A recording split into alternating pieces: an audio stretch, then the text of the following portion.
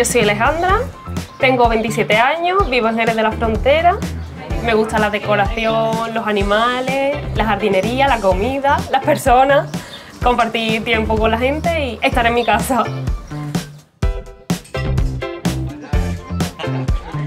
El ritual se basa en la elaboración de tapas.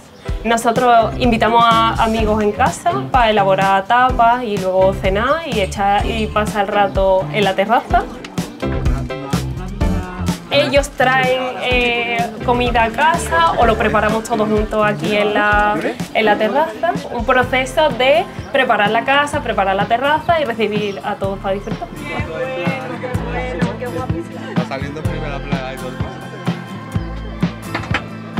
Para nosotros los beneficios está poder compartir muchos tipos de comida con nuestros amigos, porque son platos más pequeños, pero hoy podemos probar muchas más cosas y es un momento para disfrutar de forma relajada con nuestros amigos o familiares.